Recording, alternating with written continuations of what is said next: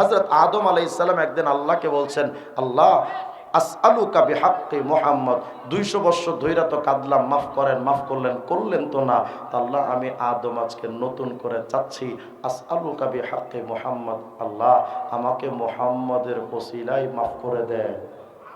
আল্লাহ জিজ্ঞেস করলেন, ইয়া আদম ওয়া কাইফা আরাফতা মুহাম্মাদা, কিরে আদম তুমি মুহাম্মদকে চিনো কেমনে? ওয়ালাম আখলুকহু, আমি আজ পর্যন্ত মুহাম্মদকে তো সৃষ্টি করি নাই। হযরত আদম আলাইহিস সালাম বলেন, আল্লাহ লাম্মা খলাকতানি বিয়াদিকা, যখন সম্মানের সাথে আমাকে রূহের জগতে আপনি বানালেন, ওয়া নাফাখতা ফিয়্যা মির রূহিকা, সম্মানের রূহটা যখন ভেতরে ফুঁকে দিলেন, আমি তো তখন বডি স্ট্রাকচারের ভেতর রূহটা পাওয়ার পর ধরতে শিখলাম, বলতে শিখলাম, দেখতে শিখলাম।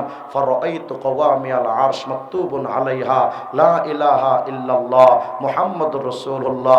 আল্লাহর রূহের জগতে আরশের খুঁটির দিকে যখন তাকাইলাম, তাকায় দেখি প্রতিটা খুঁটির এক পাশে আপনার নাম, আর এক পাশে নবী মুহাম্মাদুর রাসূলুল্লাহর নাম। যেই নবীকে আল্লাহ এতটা মহব্বত করেন, ওই নবীকে মহব্বত করবো তো ইনশাআল্লাহ। তবে মহব্বতের নমুনা হলো মান আহাব্বা সুন্নতি ফাকাদ আহাব্বানি, যে আমার সুন্নাত মানবে সেই আমাকে মহব্বত করবে। আজকে থেকে ব্যক্তিগত জীবনে নবীর সুন্নাহ মানব, পারিবারিক জীবনে নবীর সুন্নাহ মানব, রাষ্ট্রীয় জীবনে নবীর সুন্নাহ বাস্তবায়নের রাজনীতি করব ইনশাআল্লাহ। রাসূলুল্লাহ সাল্লাল্লাহু আলাইহি ওয়াসাল্লামের উম্মত হতে পারা এটা বিরাট বড় নিয়ামত। নবী আলাইহিস সালামের অনুসারী হতে পারা এটা অনেক বড় নিয়ামত। যেই নিয়ামতের দৌলত আল্লাহ পাক আগের যুগের নবীদের মধ্যে গুরুত্বপূর্ণ নবী হযরত ঈসা ইবনে মারইয়াম আলাইহিস সালামকে আল্লাহ পাক দান করেছেন, এমন একজন দামি নবীর উম্মত আপনি আমি হতে পারলাম। ওই নবীর ওসিলাই আমরা সর্বসেরা জিনিসগুলো আমরা পেয়েছি। যেমন আমাদের কিতাব কোরআনে কারীম সমস্ত গ্রন্থের মধ্যে সেরা গ্রন্থ, আমাদের ধর্ম ইসলাম সব ধর্মের মধ্যে সেরা ধর্ম, আমাদের নবী সবার সেরা। শুধু তাই নয়, আল্লাহ পাক আমাদের বেলায় বলেছেন কুনতুম খয়রা উম্মাহ, উম্মত বা জাতি হিসেবে তোমরাই সেরা।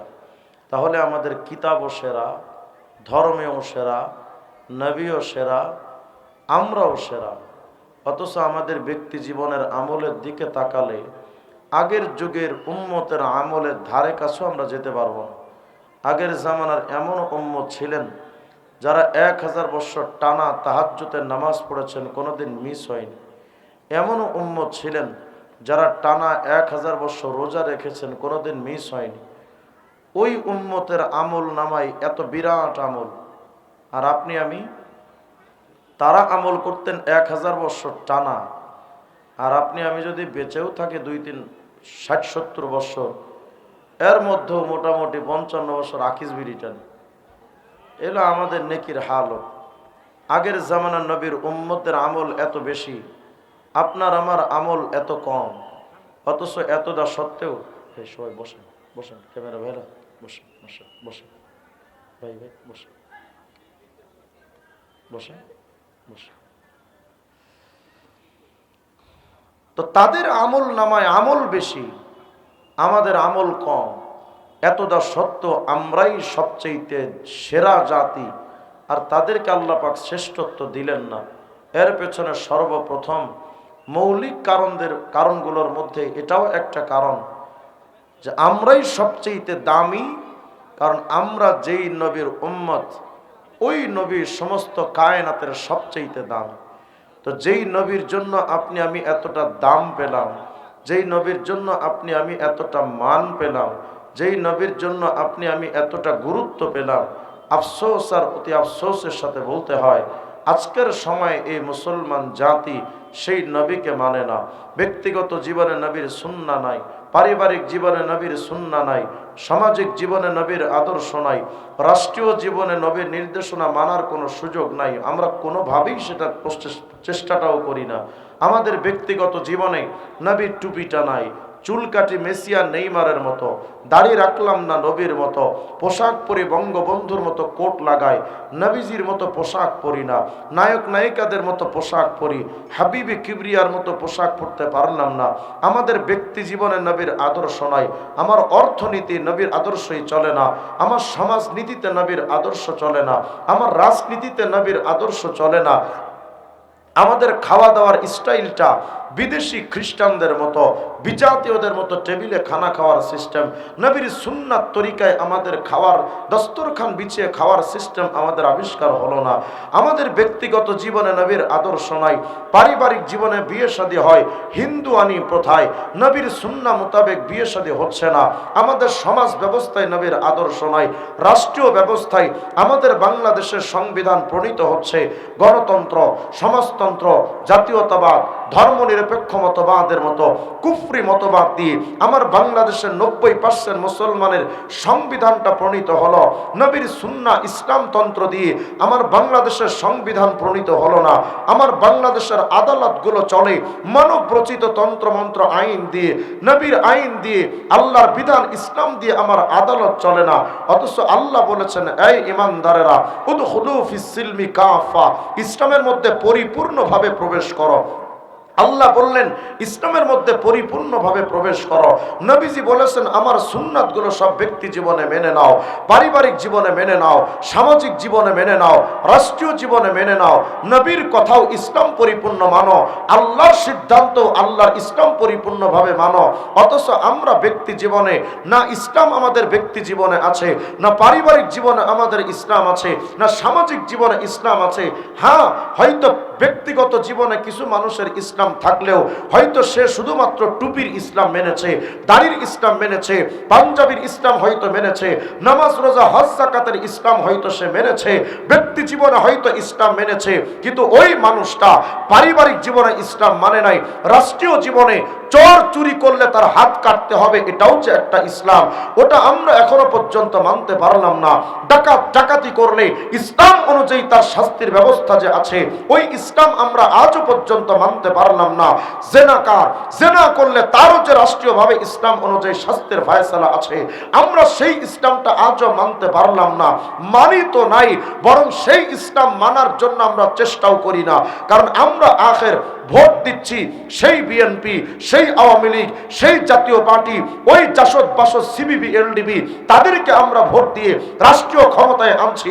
অথচ যাদেরকে আমরা ভোট দিচ্ছি আজ পর্যন্ত কেউ তারা বলে নাই আমরা বাংলাদেশের রাষ্ট্রে ইসলামী আইন প্রতিষ্ঠিত করব।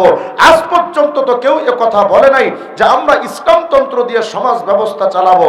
অথচ তারাই বলেছে আমরা যদি ক্ষমতায় যেতে পারি গণতন্ত্র প্রতিষ্ঠা করব, সমাজতন্ত্র প্রতিষ্ঠা করব, জাতীয়তাবাদ প্রতিষ্ঠা করব।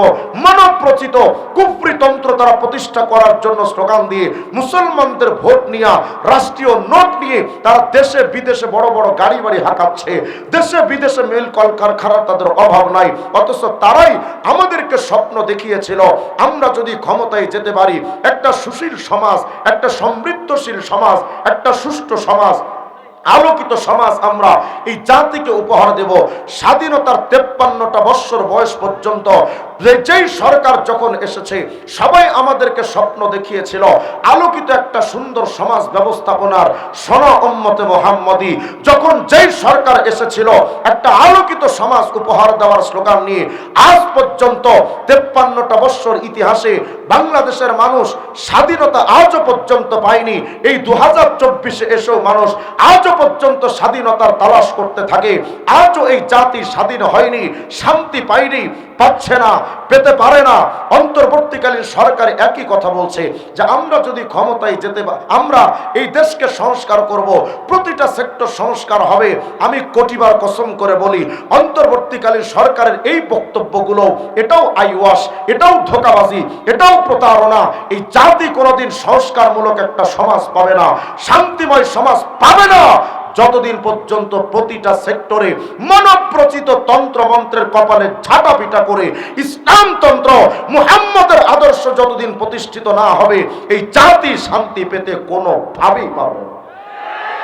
কিন্তু আমরা তো এ কথা বিশ্বাস করি না। আমরা মনে করি হুজুর এই মোল্লা দিদি কি হবে, এই মোল্লারা দেশটা চালাইতে পারবে না। তো তোর টাকলা মুরাদরা কিভাবে দেশ চালাইছে আমারে দেখা। মোল্লারা কিচ্ছু পারবে না। 53টা বৎসরে তোর বড় বড় বুদ্ধিজীবীরা কি করেছে আমাকে দেখা। শুধু তারা তো দুর্নীতি করেছে, চুরি করেছে, ডাকাতি করেছে। মোল্লারা কিচ্ছু করতে পারবে না। তবে একথা আমি স্পষ্ট করে বলি, 1400 বৎসর আগে মোল্লাতন্ত্র দিয়ে আরবের জাহিলিয়াতের আধার কেটে যেমন একটা সোনালী সমাজ উপহার দিয়েছিলেন সাহাবায়ে কেরামদের মোল্লারা, সেই ইসলাম আজও পর্যন্ত আফগানিস্তানে প্রতিষ্ঠিত হয়ে ওই মোল্লা টুপিওয়ালা পাগড়িওয়ালা তালেবানদের মাধ্যমে আফগানিস্তানে মাত্র 3 বৎসরের ব্যবধানে এখন আফগানিস্তানে দুর্নীতি নাই, চুরি নাই, ডাকাতি নাই, ধর্ষণ নয়। কোন একটা যুবতী নারী যদি নির্জন এলাকা দিয়ে হেঁটে যায়, কোন যুবক তার দিকে লোলুপ দৃষ্টি দিয়ে তাকায় না। হাতে যদি হাজার লক্ষ কোটি টাকা নিয়ে যদি হেঁটে যায়, কোন ডাকাত তাদের দিকে রক্ত চক্ষু তুলে তাকায় না। সুতরাং একথা আমরা ক্লিয়ার কি বলতে চাই, একমাত্র এই সমাজে শান্তি দিতে পারে মোল্লাতন্ত্র আর ইসলামতন্ত্র। এর বাহিরে মানব প্রচিত কোন তন্ত্রমন্ত্র শান্তি দিতে পারে না। আমাদেরকে কবরে রাখার সময় বলা হয় বিসমিল্লাহি ওয়া আলা মিল্লাতি রাসূলিল্লাহ, হেরে মইরা গেছে গা, হেরে আমি রসুলের ধর্মের ওপর কবরে রেখে যাচ্ছি। অথচ এই জালেম না নবীর ব্যক্তি জীবনের ইসলাম মেনেছে, টুপি মাথায় দেয় নাই, মুখে দাড়ি রাখে নাই, গায়ে পাঞ্জাবি নাই, ব্যক্তি জীবনে সুন্নাত নাই, পারিবারিক জীবনে নবীর নির্দেশনা মানে নাই। হ্যাঁ, হয়তো সে ব্যক্তি জীবনে মেনেছিল ঠিক, কিন্তু রাষ্ট্রীয় ইসলাম তো সে মানে নাই। সে ব্যক্তি ইসলাম মেনেছে, রাষ্ট্রীয় ইসলাম তো মানে নাই। তাহলে ওর ইসলাম তো পরিপূর্ণ হয় নাই। ওরে রেখে আসতেছি আমরা কবরে, নবীর ধর্মের ওপরে রেখে গেলাম এরে। আল্লাহর সাথে এর চাইতে বড় ধোঁকাবাজি আর প্রতারণা কিচ্ছু হতে পারে না। আল্লাহর সাথে ধোঁকাবাজি আর কিচ্ছু না।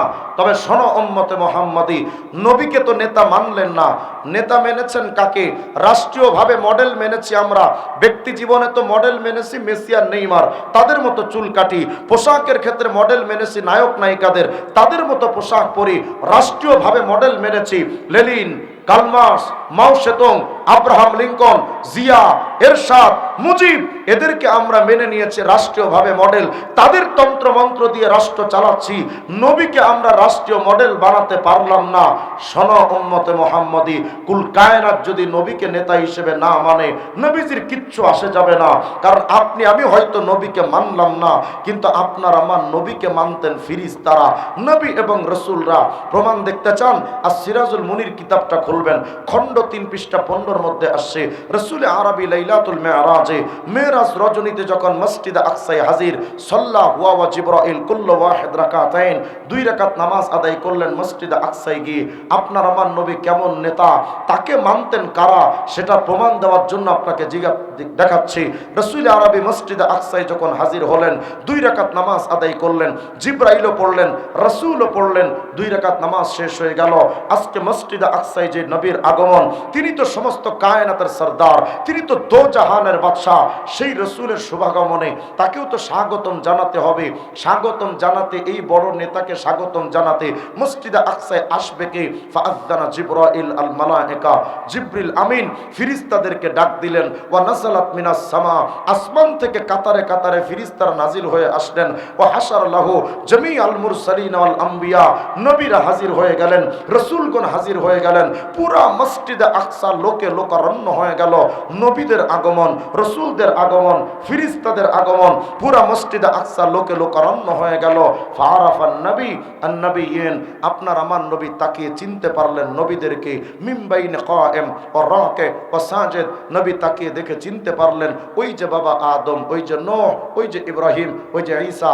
কেউ দাঁড়িয়ে নামাজ পড়ছেন, কেউ রুকুতে আছেন, কেউ সিজদায় আছেন। রসুল আরবি তাকিয়ে সবাইকে চিনতে পারলেন। ইতিমধ্যে ফাআযানা মুআযযিন, আজান হয়ে গেল। ওয়া উকিমাতিস সালাহ, জামাতের সাথে নামাজ আদায় হবে, ইকামত হয়ে গেল। ফাকামু সুফুফা, সমস্ত নবী রসুলরা দাঁড়িয়ে গেছেন মসজিদে আকসায় কাতারে কাতারে। নবীরা মুসল্লি, ফেরেশতারা মুসল্লি, সবাই দাঁড়িয়ে গেলেন। ইয়ানতাজিরুনা মাইয়া উম্মুহুম, সবাই দাঁড়িয়ে গেলেন, পিনপতন নীরবতা, কেউ কোনো কথা বলে না। আজকের এই মসজিদে আকসায় এত দামি জামাত, যেই জামাতের মুসল্লি ফেরেশতা নবী রসুলরা, এই দামি জামাতে ইমামতি করতে পারে এমন যোগ্যতা সম্পন্ন ইমামকে, হায় হায় উম্মতে মুহাম্মাদি, তুমি এত বড় নেতা তুমি চিনলা না? সমস্ত সাহাবায়ে কেরাম, সমস্ত নবীরা যখন পিনপতন নীরবতা দাঁড়িয়ে আছেন, নিস্তব্ধতা কাতারে কাতারে ফেরেশতারা দাঁড়িয়ে আছেন। কে ইমামতি করবেন? বাবা আদম, আরে তিনি তো সাহসী করেন না। ইব্রাহিম, তিনিও তো হিম্মত করেন না। সবাই যখন দাঁড়িয়ে আছেন, আজকের এই দামি জামাতে ইমাম হবে কে? ইমাম হবে কে? হযরতে জিবরিল আমিন এসে ফাআখাযা বিয়াদিহি সাল্লাল্লাহু আলাইহি ওয়াসাল্লাম ফাকাদ্দামা, আপনার আমার নবীর হাতটা ধরে জিবরিল আমিন বললেন, মুহাম্মদ, আজকের এই দামি জামাতে ইমামতি আর কে করতে পারে? মুহাম্মদ, তুমি সামনে এগিয়ে যাও, নবী রাসূল ফেরেশতাদের ইমাম হয়ে যাও।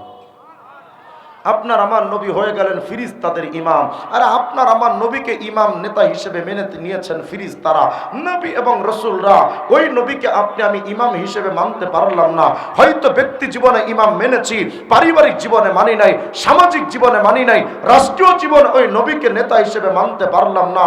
সহিহ বুখারী 2496 নম্বর হাদিস, রাসূল বলেছেন, ফাকুনু আউওয়ালা মান তানশাক্কু আনহুল আরদ, এই জমিন ফেরে সর্বপ্রথম কিয়ামতে যিনি উঠবেন তিনি আর কেউ না, আমি মুহাম্মদুর রাসূলুল্লাহ।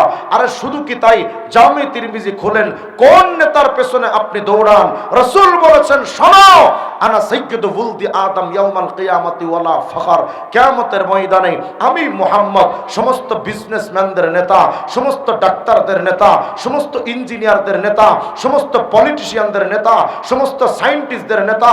আর আমি মুহাম্মদ কিয়ামতের ময়দানে আরবি বলো, আজমি বলো, দেশি বলো, বিদেশি বলো, প্রবাসী বলো, শিক্ষিত বলো, অশিক্ষিত বলো, আরবি বলো, আজমি বলো, আলেম বলো, আওয়াম বলো, মানব দানব, ফিরিস্তাকুল বলো, নবী বুঝাতে চাচ্ছেন, আরে কোথায় কিয়ামতে তোমার লেনিন, কালমার্কস, মাও সেতুং, জিয়া, এরশাদ আর মুজিব? কোথায় তোমার নেতারা? নবী বলেন, কিয়ামতে নেতা থাকবে শুধুমাত্র একজন, সে আর কেউ না, আমি মুহাম্মদুর রাসূলুল্লাহ। ওই নবীকে দুনিয়াতে নেতা মানলেন না, মেনেছেন লেনিন, কালমার্কস, মাও সেতুংদের গণতন্ত্র, সমাজতন্ত্র, ধর্মনিরপেক্ষ মতবাদ, জাতীয়তাবাদের রাজনীতি করো। কিয়ামতের ময়দানে রাসূলের পেছনে যখন আপনি যেতে থাকবেন, ফেরেশতারা তাকায় দেখবেন তোমার মধ্যে গণতন্ত্রের রাজনীতি ছিল, সমাজতন্ত্রের রাজনীতি ছিল, ইসলামতন্ত্রের রাজনীতি তুমি করো নাই। তুমি লেনিনের পূজারী ছিলে, কালমার্কসের পূজারী ছিলে, আব্রাহাম লিঙ্কন আর মাও সেতুংদের পূজারী ছিলে। যখন তুমি কিয়ামতের নবীর দিকে দৌড়াইবা, ফেরেশতারা ধরবে আর জুতা দিয়ে পিটাবে। এত সোজা নয় কিয়ামতের ময়দানে পাওয়া। ওই নবীকে তো আপনি আমি সম্মান দিতে জানলাম না। শোনো উম্মতে মুহাম্মদী, কুল কায়নাত যদি ওই নবীকে সম্মান না দেয়, নবীজির কিচ্ছু আসে যাবে না। কারণ আপনার আমার নবীকে সম্মান করতেন স্বয়ং আল্লাহ। আসতে কইলেন সুবহানাল্লাহ। প্রমাণ দেখতে চান তো কোরআনে কারীম খোলেন, দেখবেন পুরা কোরআন শরীফে সব নবীদের আল্লাহ নাম ধরে ধরে ডেকেছেন।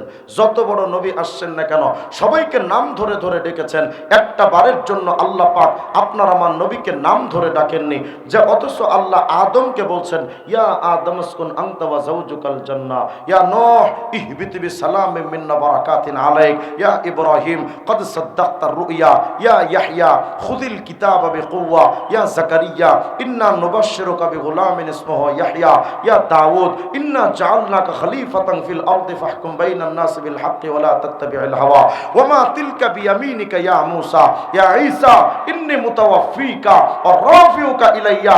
সব নবীদের আল্লাহ নাম ধরে ধরে ডেকেছেন, ইয়া আদম, ইয়া নূহ, ইয়া ইব্রাহিম, ইয়া ঈসা, ইয়া মূসা।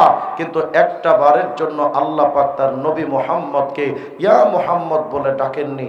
হ্যাঁ, ডাকার যখন দরকার হয়েছে অত্যন্ত সম্মানের সাথে, মহব্বতের সাথে, আদর আর ভালোবাসার চূড়ান্ত ধাপ ব্যবহার করে আল্লাহ পাক কত সুন্দরভাবে ডেকেছেন, ইয়া আইয়ুহান নবী হাসবুকাল্লাহ, ইয়া আইয়ুহার রাসূল বাল্লিগ মা উনজিলা ইলাইকা মির রাব্বিক, ইয়া আইয়ুহাল মুযাম্মিল কুমিল লাইলা ইল্লা কালিলা, ইয়া আইয়ুহাল মুদ্দাথির কুম ফাআনযির, ইয়াসিন ওয়াল কুরআনিল হাকিম। কত চমৎকার ভাবে আল্লাহ তার নবীকে নাম ধরে না ডেকে উপাধি ধরে ধরে ডেকেছেন। আরে পুরা কোরআন শরীফে একটা জায়গায় দেখাতে পারবেন না যেখানে শুধুমাত্র মুহাম্মদ শব্দ আল্লাহ ব্যবহার করেছেন। যেমন পৃথিবীতে যে কয়েক জায়গায় আল্লাহ ব্যবহার করেছেন সেখানেও আল্লাহ পাক সম্মান দিতে কমতি করেননি। দেখবেন পৃথিবীতে কোনো সম্মানিত ব্যক্তির নাম যদি আমরা উচ্চারণ করতে চাই, নাম শুধু ধরি না, নামের সাথে তার উপাধিটা ব্যবহার করি। যেমন আমরা বলি শাইখুল ইসলাম শাহ, আল্লামা আহমদ শফি, কায়েদে মিল্লাত আল্লামা জুনায়েদ বাবু নগরী, তরজমানে আহলে সুন্নাহ আল্লামা নুরুল ইসলাম অলিপুরি। আমরা এভাবে করে উপাধি ছাড়া নামটা ব্যবহার করি না। শাইখুল হাদিস ইবনে শাইখুল হাদিস আল্লামা মামুনুল হক, এভাবে উপাধি ধরে তারপর নাম ব্যবহার করি। পুরা কোরআন শরীফে আল্লাহ পাক যে কয়েকটা জায়গায় মুহাম্মদ শব্দ উচ্চারণ করেছেন, প্রতিটা জায়গায় আল্লাহ পাক উপাধি ছাড়া ব্যবহার করেননি। যখনই মুহাম্মদ উচ্চারণ হয়েছে সাথে সাথে রসুল বলেছেন খাতামুন নবিয়্যিন। যেমন আল্লাহ বলছেন ওয়ামা মুহাম্মাদুন ইল্লা রাসূল কদ খালাত মিন ক্বাবলিহির রাসূল মুহাম্মাদুর রাসূলুল্লাহ ওয়াল্লাযীনা মাহু আশিদ্দাউ আলাল কুফার মা কানা মুহাম্মাদুন আবা আহাদিম মির রিজালিকুম ওয়ালাকিন রাসূলুল্লাহ ওয়া খাতামুন নবিয়্যিন। হায় আফসোস উম্মতে মুহাম্মাদি, যেই নবীকে সম্মান আল্লাহ নিজে দেন, ওই নবীর দাড়িটা কাইটা সেলুনে ফালায়া মানুষের পায়ের তলায় জুতা দিয়া পাড়ায়া তুমি নবীকে কতটা অপমান করো। যেই নবী একটা পূর্ণাঙ্গ জীবন ব্যবস্থা আপনার আমার সামনে তুলে ধরলেন, রাষ্ট্রীয়ভাবে সেই নবীর ইসলাম তন্ত্রটা বাদ দিয়া আপনি নবীকে বুঝান নবী আপনার তন্ত্র আমাদের শান্তি এনে দিতে পারে না, লেনিন, কালমার্ক্স, মাও সেতুং, আব্রাহাম লিঙ্কনদের তন্ত্র মন্ত্র আমাদের শান্তি এনে দিতে পারে। তুমি নবীকে কতভাবে অপমান করছো। আজকের সময়ে গত স্বৈরাচার সরকারের আমলে রাশেদ খান মেনন নামক এক কুলাঙ্গার বলেছিল ইসলামতন্ত্র, মোল্লাতন্ত্র, বোরকা, হিজাব, নিকাব, আরে এগুলো তো আরবের কালচার, ওটা আর বাংলাদেশে চলবে না। কেন? বাংলাদেশ একটা স্বাধীন ভূখণ্ড, এই ভূখণ্ডে আরবের কালচার চলতে পারে না। তা আমি তখনও বলেছি, আজও বলছি, যদি বাংলাদেশ স্বাধীন ভূখণ্ড হওয়ার কারণে বিদেশি কালচার হিসেবে ইসলামতন্ত্র যদি বাংলাদেশে চলতে না পারে, তাহলে রবি ঠাকুরের গানের কপালে জাতীয় সঙ্গীত হিসেবে গাওয়ার আগে রাশেদ খান মেননদের জুতা দিয়া 13 বার পিটানো দরকার ছিল। তুই জাতীয় সঙ্গীতের ব্যাপারে ভারতের গান তুই ব্যবহার করতে পারলি, অখণ্ড ভারতে বিশ্বাসী রবীন্দ্রনাথের গান তোর বাংলাদেশের জাতীয় সঙ্গীত হতে পারে, তখন তোমার বিদেশি প্রশ্ন আসে না। এমনকি রাশেদ খান মেনন নিজে যেই রাজনীতি করে সমাজতান্ত্রিক রাজনীতি, ওই রাজনীতির বাড়িও রাশিয়ায়, ওটা বাংলাদেশের কোনো রাজনীতি নয়। যদি আমার বাংলাদেশের সংবিধানে গণতন্ত্র, সমাজতন্ত্র, জাতীয়তাবাদ, ধর্মনিরপেক্ষ মতবাদের মতো প্রত্যেকটা কুফরি তন্ত্র যেগুলো প্রত্যেকটা বিদেশিদের তৈরি করা, ওই তন্ত্র যদি বাংলাদেশে চলতে পারে, ইউরোপ আমেরিকার তন্ত্র যদি বাংলাদেশে চলতে পারে, চীন, জাপান, রাশিয়ার তন্ত্র যদি বাংলাদেশে চলতে পারে, গরুর মুখ খাওয়া ইন্ডিয়ার দাদাদের তন্ত্র যদি বাংলাদেশে চলতে পারে, ইসলাম তন্ত্র নিয়ে যেই কুলাঙ্গের কথা বলবে ওই জীবন্ত দাফন করে দেওয়া দরকার। আমার নবীর বিরুদ্ধে কোন কুলাঙ্গার যদি কথা বলে, সে আমার বাপ হতে পারে, মা হতে পারে, সন্তান হতে পারে। হে জাতি উম্মতে মুহাম্মাদি, সুস্পষ্ট বক্তব্য হলো, আমি জানি হয়তো আমার এই সিদ্ধান্তের পরে, এই বক্তব্যের পরে হয়তো আমি রাষ্ট্রদ্রোহী মামলাও খেতে পারি, দিলে দিবেন, সেটা আপনাদের ব্যক্তিগত ব্যাপার। সুস্পষ্ট বক্তব্য হলো, নবীর বিরুদ্ধে কোনো কুলাঙ্গার যদি কথা বলে, ও যদি থানার ওসিও হয়, ওরা যেখানে পাবেন সেখানে জীবন্ত পুঁতে ফেলবেন। নবীর বিরুদ্ধে কোনো কুলাঙ্গার যদি কথা বলে, সে যত বড় লোক না হোক না কেন, তাদের সাথে আমাদের কোনো আপোষ হতে পারে না। গত 53টা বছর বয়সে আমাদের বাংলাদেশের স্বাধীনতার ইতিহাসে 53টা বছর পর্যন্ত আমরা সরকারদের কাছে আবেদন করেছি, নবীর ইজ্জতের হেফাজতের আইন করেন, আইন করেন, আইন করেন। আজ পর্যন্ত আমাদের কথা কেউ কানে নিল না। অথচ ওই সরকারের লোকজন যারা একের পর একটা সরকার পরিবর্তন হয়ে শুধু এসেছে আমাদের সামনে নেতা হয়ে, আজ পর্যন্ত একজন নেতা নবীর ইজ্জতের হেফাজতের পক্ষে বাংলাদেশ সংসদ অধিবেশনে দাঁড়িয়ে নবীর ইজ্জতের হেফাজতের আইন করার কথা বলতে পারে নাই। অথচ তারা আবার দেখবেন সামনে আসবে আপনার কাছে ভোট ভিক্ষা চাইতে, অথচ এরাও নবীর ইজ্জতের হেফাজতের আইন করতে পারেনি। অথচ তারা আমার বাংলাদেশে মদের আইন বৈধতার আইন দিয়েছে, পতিতালয় বৈধ করার আইন আমার বাংলাদেশের সংবিধানে আছে, সুদের আইন বৈধ করার আইন আমার বাংলাদেশে আছে।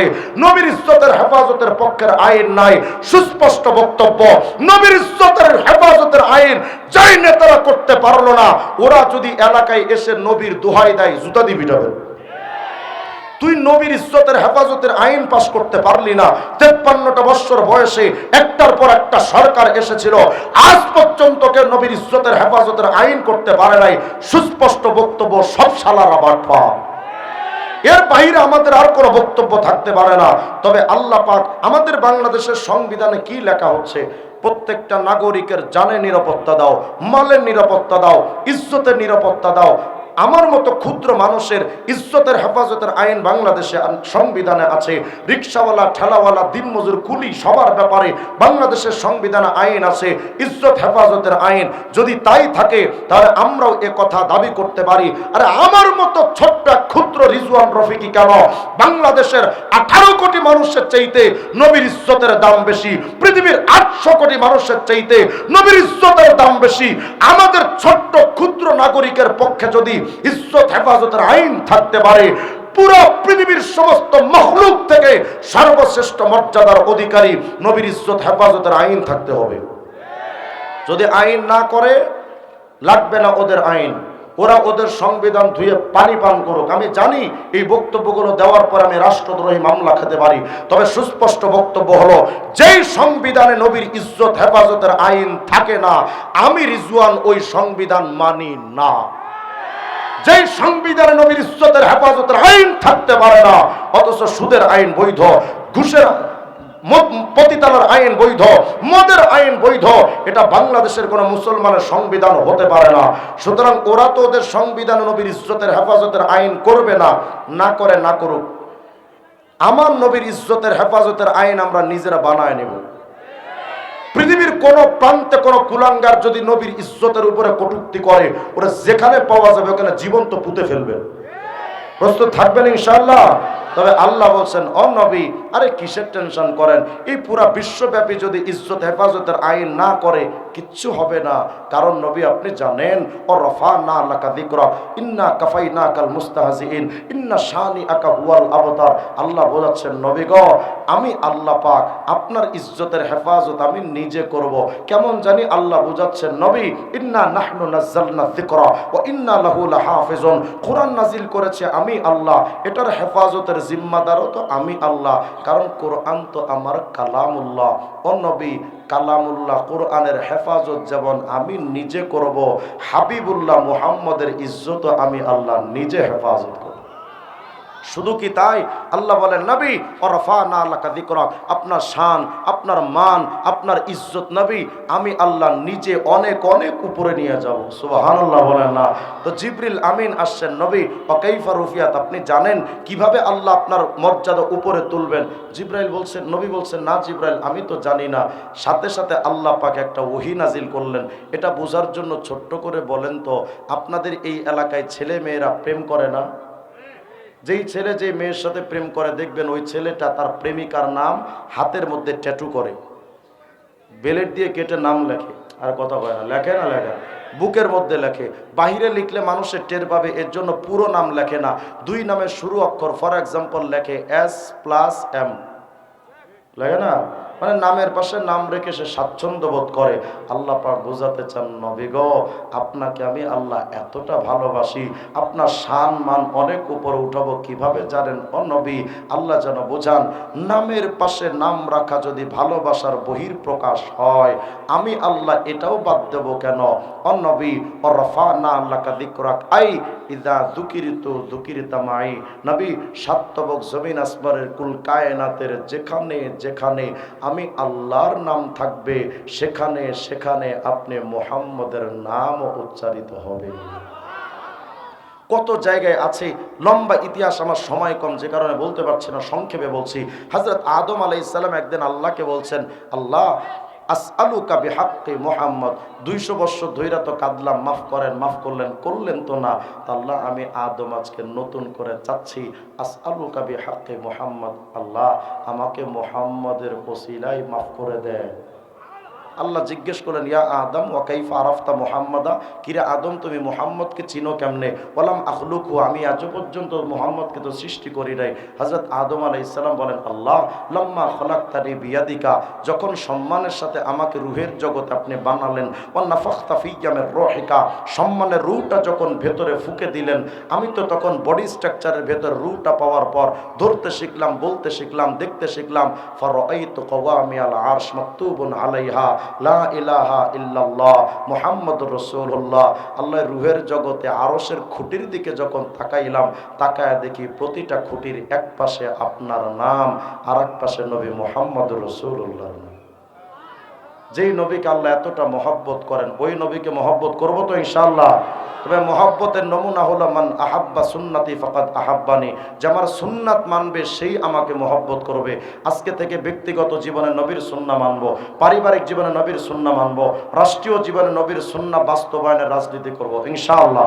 আল্লাহ আমাদের তৌফিক দান করেন। আসসালামু আলাইকুম ওয়া রাহমাতুল্লাহি ওয়া বারাকাতুহু।